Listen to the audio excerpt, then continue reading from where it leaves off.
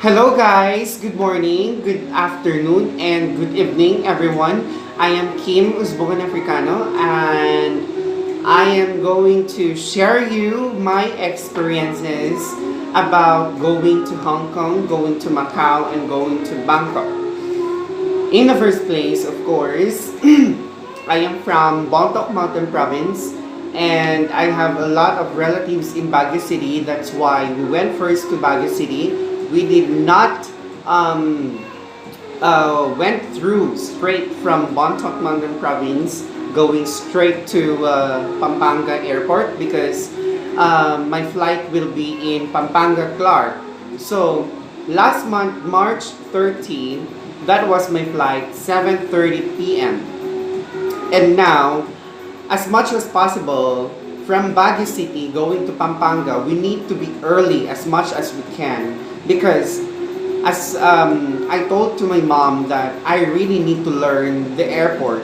I need to observe what are they going to do, what are they going to check, and what are they going to get from me. All the things that I had. And the first thing that I did is to change money in the in the uh, in the counter of foreign currencies. And second one is I went to the tax fee. I paid for 1,200. I think, yeah. If I'm not wrong, 1,200. I paid my tax fee there, and then I went to the baggage area to get my thing. And I went to the baggage area and I took my bag, my luggage, and then I went to the ticket area. And from the ticket area, they asked me about my itinerary back and forth ticket going to Hong Kong and going back to the Philippines. Because inside my itinerary ticket, it says there that 5 days only. I will be leaving Hong Kong in 5 days.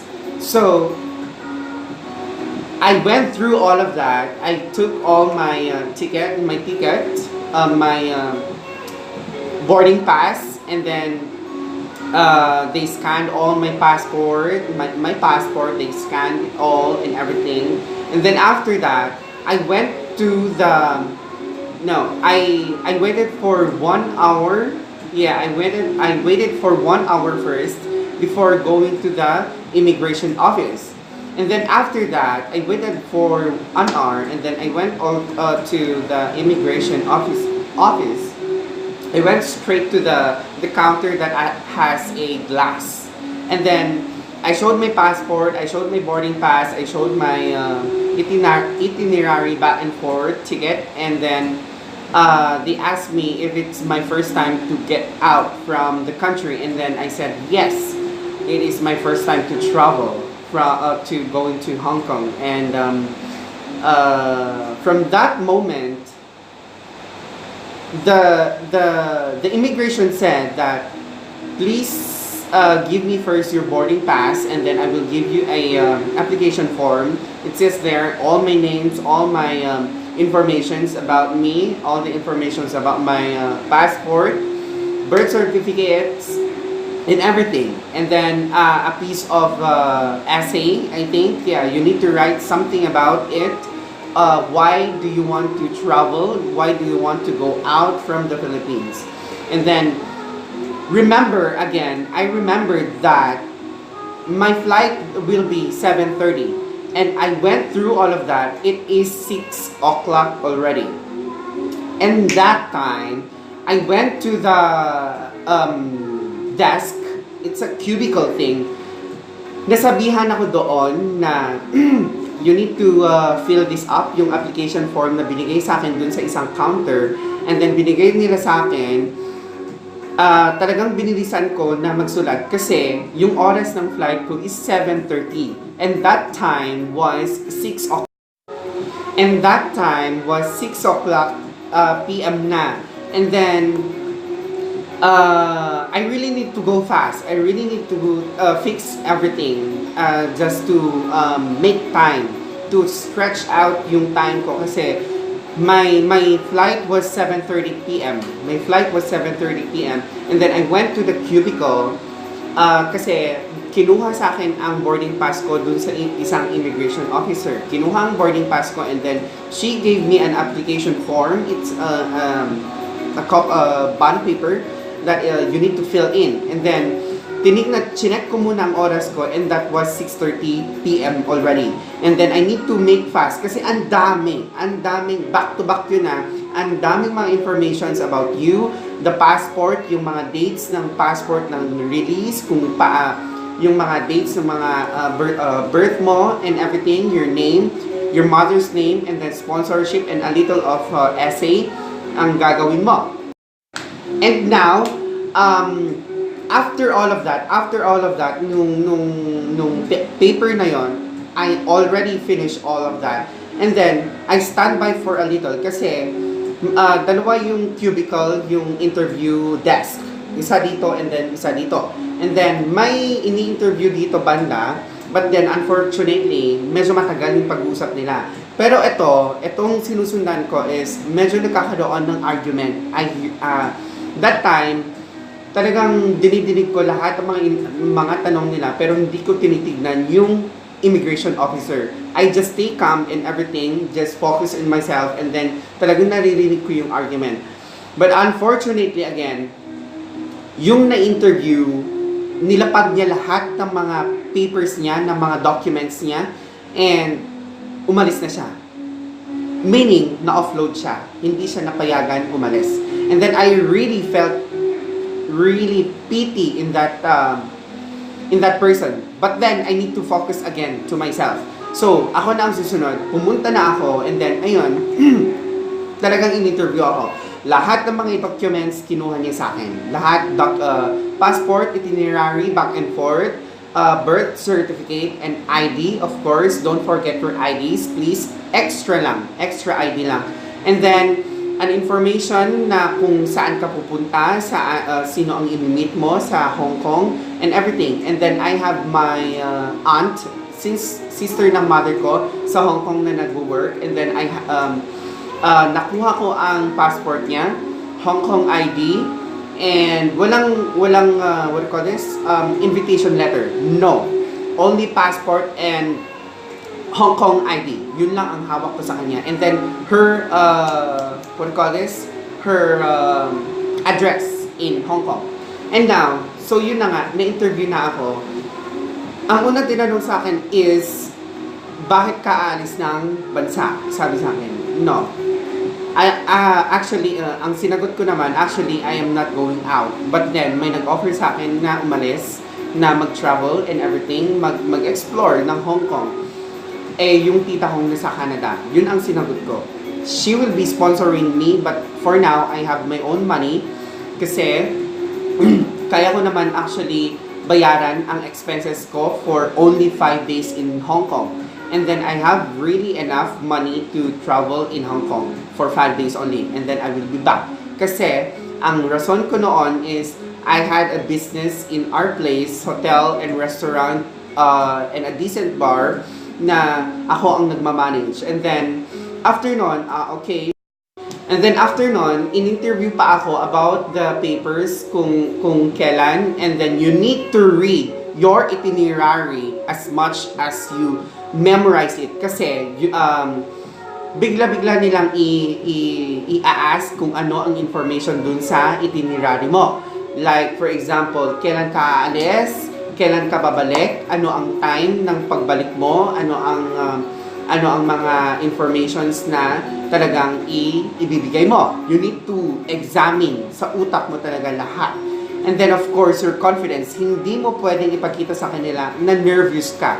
Because all you need to do is to answer their questions with strong feeling. Kasi yun talaga ang tititigan nila. As much as possible, talagang eye to eye mo silang titignan. Okay? So, ang second na tinanong sa akin, who is your aunt na andon sa Hong Kong and sponsorship and then yung mother mo? Please, pakita mo sa amin ang what do you call this? Ang proof na magkakapatid sila. So, I showed my birth certificate because she needed my mother's maiden name. So I showed her yung apelyido na nung dalaga pa siya. And then, the informations that I get from my aunt sa Hong Kong, yung address niya and yung full name niya, and yung pangalan ng sponsor ko from Canada, which is talagang magkakapatid talaga silang tatlo.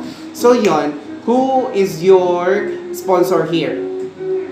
Sinabi ko yung pangalan and then everything. Okay, sino ang sasalubong sa'yo sa Hong Kong? Yung tita ko po na sinabi ko yung pangalan. And then, are you sure na magkakapatid sila? Doon siya nagtanong kasi actually, hinanapan ako ng isang document which is the birth certificate, which I did not get it from before we travel going to the airport. But then, talagang nag-focus ako kasi it's a funny thing kasi ang hinanapan sa akin is yung walang document. Pero nalusutan ko yun through my phone. So you need to have a document sa phone mo which you will be, you should know your limit dun sa mga sa phone mo, lahat mga i-input mo na documents because they're going to check it all, lahat. As much as possible, i-secret file mo siya. So, second thing is yung birth certificate. Hinanapan ako ng birth certificate kasi wala akong hanap nun. But then, natandaan ko is may photo akong sinend sa tita ko na birth certificate. So after nun, talagang chinek ko yung phone ko dun sa messenger ng tita ko and then talagang lininisan ko lahat ng mga conversation. Lininisan ko lahat ng mga galleries ng mga documents na talagang pinicturean ko. Because they told me that you will not be getting all your documents with you in your luggage. So ayun, talagang pinicturean ko but then sinafety ko sa phone ko. And yun, hinanapan nga ako ng birth certificate because she needs to see yung pangalan ng mother ko. And then, after nun, talagang, okay, so magkakapatid sila. Well, sigurado ka bang babalik ka ng Pilipinas after 5 days na mag-i-stay ka, mag-travel ka sa Hong Kong? And I said, yes, yun lang ang sagot ko. Yes lang. As much as possible, kung ano ang itatanong sa inyo, yun lang ang sasagutin mo. None other less. Wala nang ibang explanation pa. So, all you need to do is to answer direct to the point. Yun lang. Yes or no. So, ang third actually na tinanong sa akin is, maghanap ka ba ng work doon? No. Ang sabi ko naman, no. I will not be, hindi ako maghanap ng work doon kasi I know na illegal yon. Illegal. I don't have any legal documents para maghanap ng work doon. And in fact, I am a businessman here in the Philippines and I cannot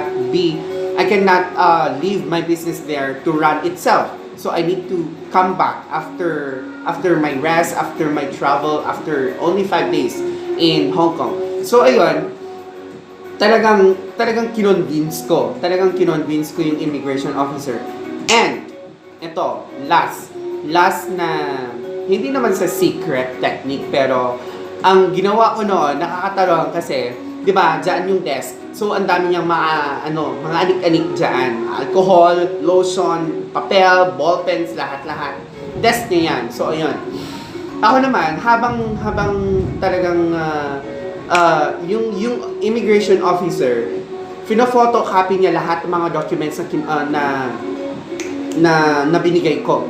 So, ayun, actually, sa last part nun is, medyo nagdadalawang isip siya. And then, pasimple akong chinek yung phone ko, yung time.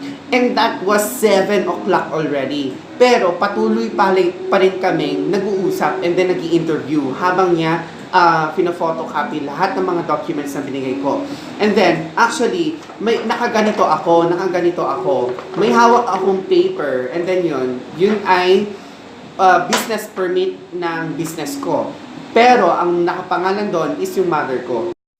Ang nakapangalan doon is yung mother ko. But still, I still have it kasi if hanapan man ako ng documents of business permit of businesses or like this and like that, talagang napansin niya yung hawak kong paper. Ano yung hawak mo? Sabi niya sa akin. And then, business permit po. Talagang binigay ko pa sa kanya. And then, lahat ng mga documents, okay. Sabi naman niya. So, lahat ng mga documents, pinotocopy niya lahat. So, ako naman, feeling ko na wash away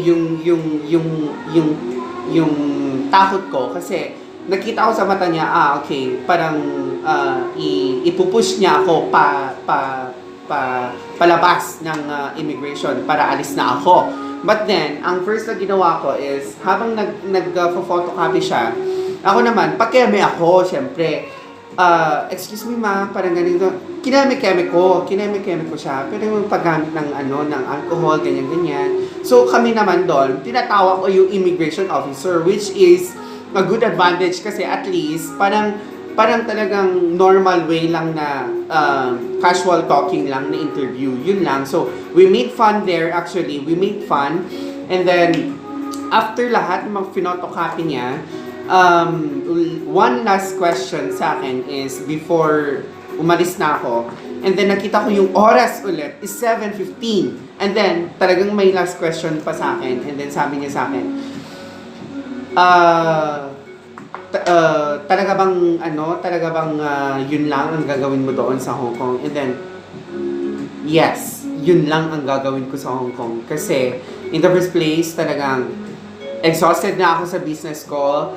Kailangan ko mag-rest, kailangan ko ng, para sa akin naman, para sa sarili ko. Siyempre, kineme-keme ko. Ganun lang yun. So, all you need to do, what I've learned there is, as much as possible, natural kang sasagot sa mga interview. Lahat ng mga immigration, just stay calm. Just be natural. Lahat lang. Just be natural and then they will allow you. Kung napapansin talaga nila na na nervous ka na sasagot sa mga mo, you need to stay calm. You need to freshen up lahat ng mga informations before you go to the immigration desk para make yourself comfortable para kung tanungin ka nila, go, sagot agad. Para walang issue, walang dadagdag na mga isip mo and then they will doubt to you. Yun lang yun. So after nun, lahat nun, and then naka-refresh na ako, and then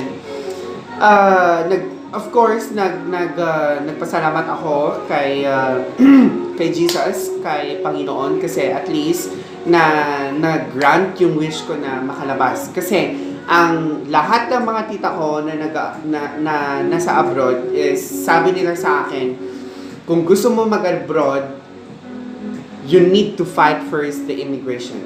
It's not fight na literal na fight ha. You need to face the immigration first. Yun, kailangan mong malampasan muna ang immigration officer at immigration office, of course. Kasi yun talaga ang una mong pupuntahan sa airport. Kasi yun ang haharang sa'yo in the future.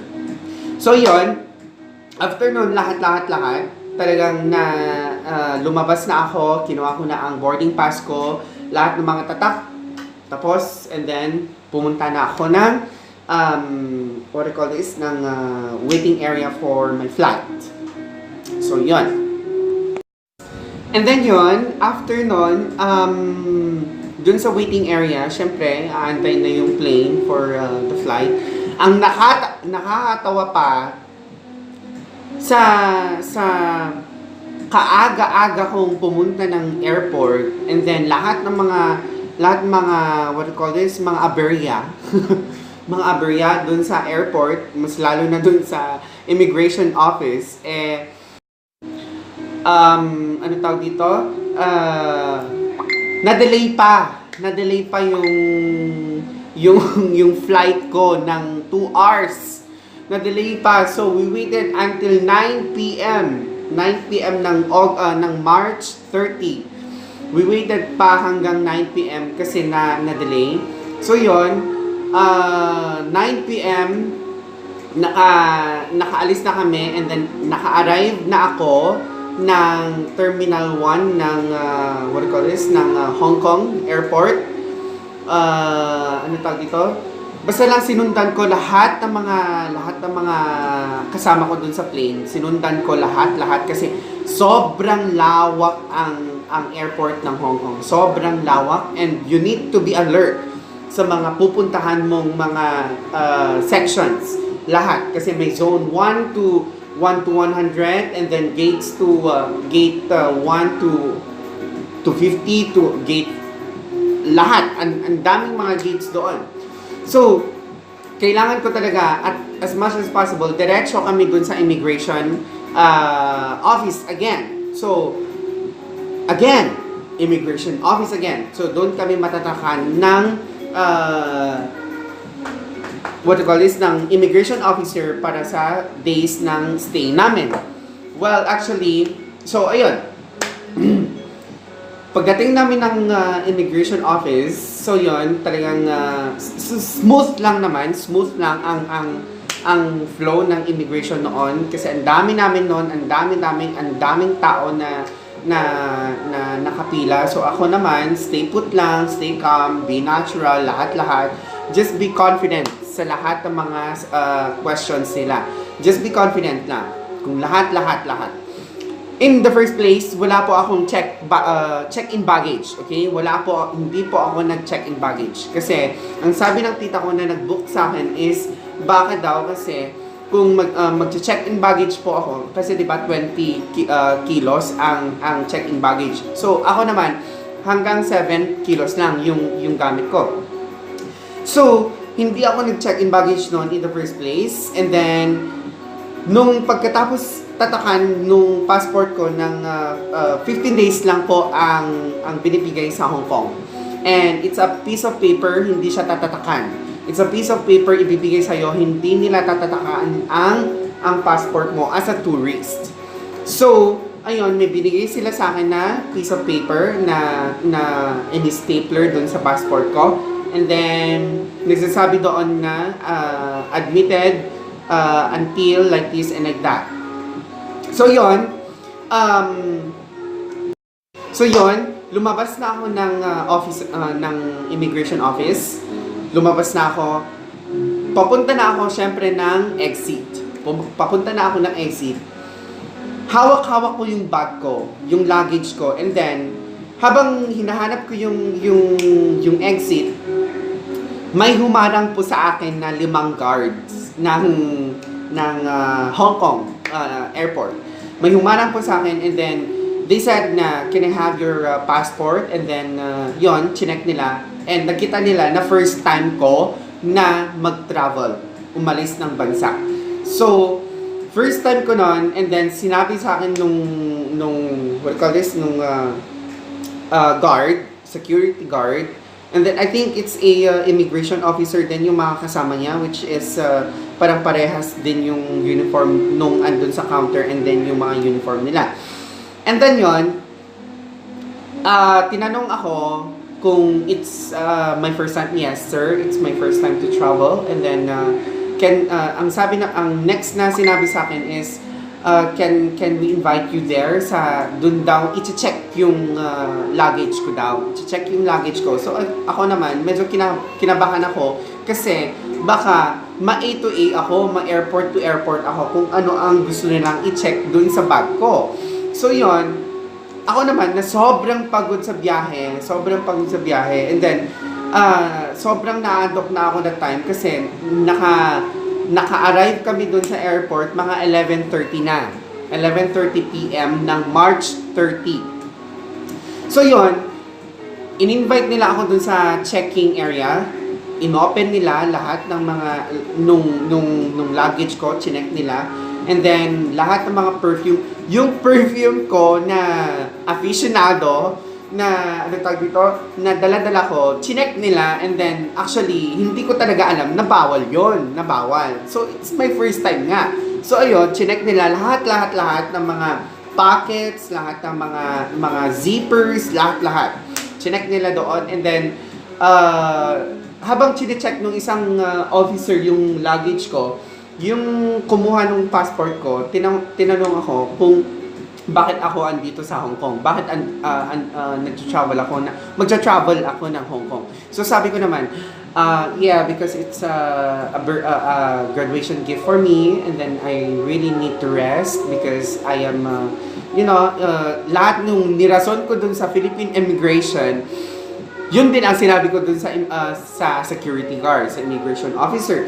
So yun, because I am handling a business, and I am only staying for 5 days and will go back as soon as possible in the Philippines because I need to run my business. Yun ang sinabi ko sa kanila. And then, sabi ko naman, kineme ko. So ako naman, sabi ko, you should visit Philippines because it's really beautiful. Ako naman, ginawa ko yon.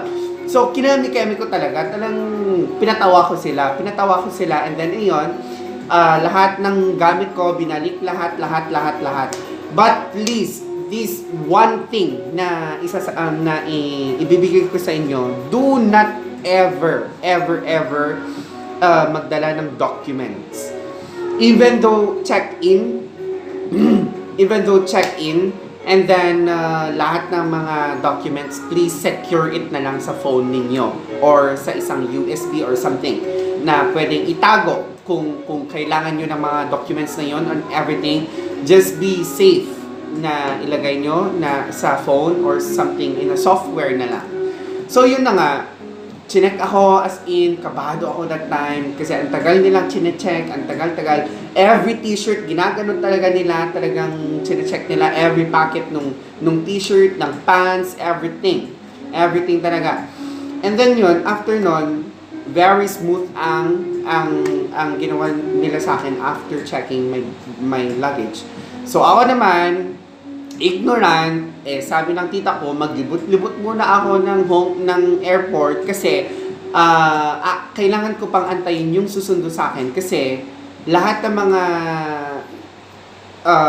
mga kababayan natin sa Hong Kong stay in sila. So hindi pwedeng lalabas sila anytime they want.